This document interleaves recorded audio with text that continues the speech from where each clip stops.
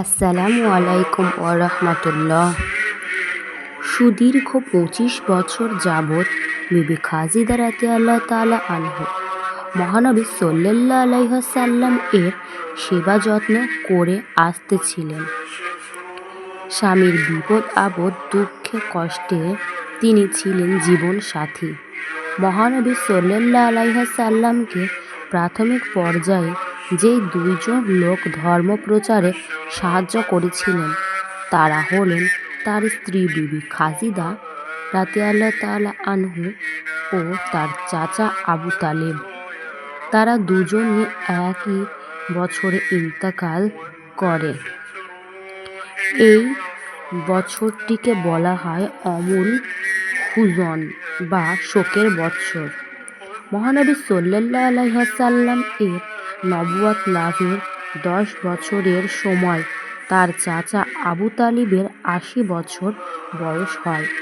তখন তিনি মহানবী সাল্লাল্লাহু আলাইহি ওয়াসাল্লামকে শোকের সাগরে ভাসিয়ে দিয়ে চিরবিদায় নিতেন। এক শোক প্রসারিত হতে না হতেই আর এক শোকের ঘণ্টাধ্বনি বেজে উঠল। একদিন খাদিজা রাদিয়াল্লাহু তাআলা আনহা ফজরের নামাজের পর জিকিরে বসে কবরের মোরাকাবা করে বেহুশ হয়ে জমিনে পড়ে গড়াগড়ি দিয়ে অনুনয় বিনয় করে রোজানিত করে কাঁদতে লাগলেন। সর্বশরীর ধুলায় পরিপূর্ণ হয়ে গেল। তখন ফাতিমা রাদিয়াল্লাহু তাআলা আনহা ছোট ছিলেন। তিনি মা জননীর কান্নাকাটি রোনাজারি দেখে কাঁদতে কাঁদতে মক্কা শরীফের ঘরে গিয়ে দেখেন মহানবী সাল্লাল্লাহু আলাইহি ওয়াসাল্লাম মোরাকাবার হালে আছেন।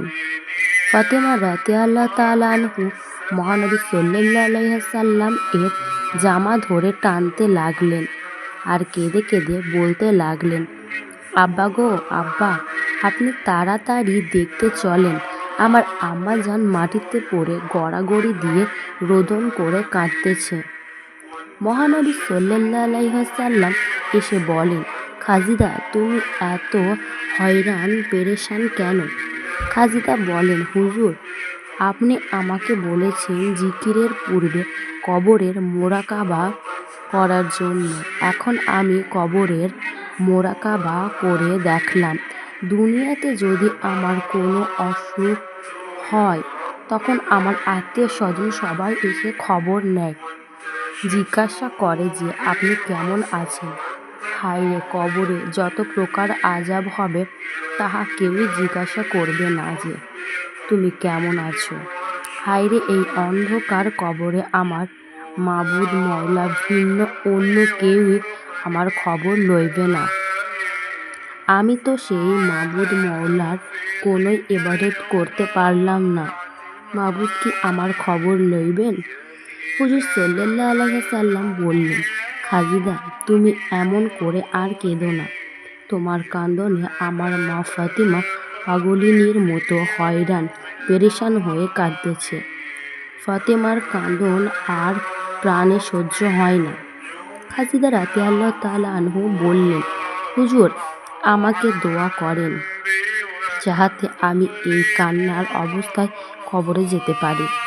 হুজুর সাল্লাল্লাহু আলাইহি ওয়াসাল্লাম বললেন, খাদিজা আমি তোমার জন্য খাস দোয়া করব যাহাতে তোমার কবর আযাব মাফ হয়ে যায়।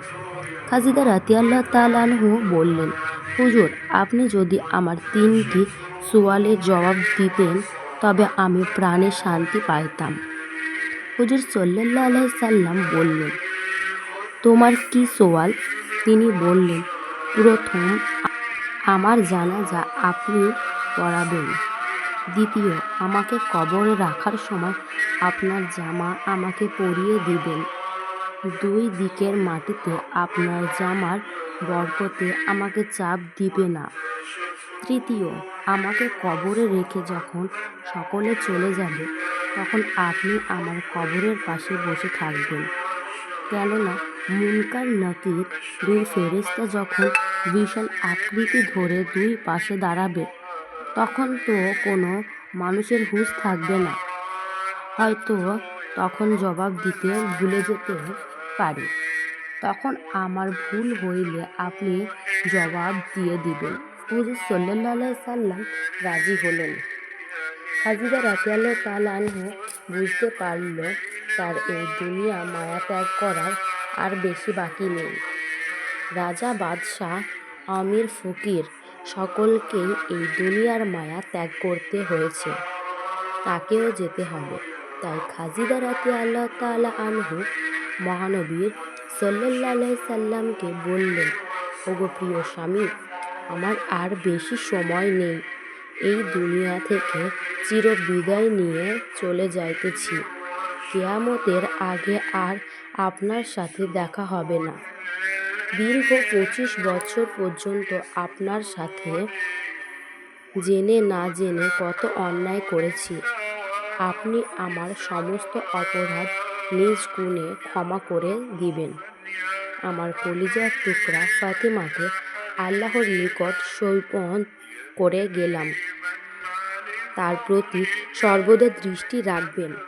হুজুর সাল্লাল্লাহু আলাইহি ওয়াসাল্লাম রুমাল দিয়ে নিজের চক্ষু মুছতে লাগলেন। তার চক্ষু দিয়ে অশ্রু গড়িয়ে বুক ভেসে যায়। তিনি বিবি খাজিদার মৃত্যুর কষ্ট বুঝতে পেরে জিজ্ঞাসা করলেন, খাজিদা, তোমার কি খুব কষ্ট হচ্ছে? খাজিদা রাদিয়াল্লাহু তাআলা আনহু বললেন, হ্যাঁ প্রিয়। মহানবী সাল্লাল্লাহু আলাইহি সাল্লাম বললেন, তোমার এই কষ্টের মধ্যে আল্লাহর অশেষ রহমত রয়েছে। মহান আল্লাহ তাআলা তোমার জন্য সুরম প্রাসাদ নির্মাণ করে রেখেছেন। বেহেশতের দরজায় তোমার জন্য অপেক্ষা করতেছে। বিবি হাজেরা, বিবি মরিয়ম, বিবি আসিয়া, তুমি গিয়ে তাদের সঙ্গে মিলিত হবে। তুমি জীবনের শেষ মুহূর্তে প্রাণ ভরে আর একবার পবিত্র কালিমা পাঠ করো। খাজিদা রাদিয়াল্লাহু তাআলা আনহু ক্ষীণ কণ্ঠে কালিমা তাইয়্যিবা পাঠ করলেন। সঙ্গে সঙ্গে খাজিদা রাদিয়াল্লাহু তাআলা আনহু এর পবিত্র আত্মা ইহকাল ত্যাগ করে বেহেশতে চলে গেলেন। বলো, ইন্না লিল্লাহি ওয়া ইন্না ইলাইহি রাজিউন।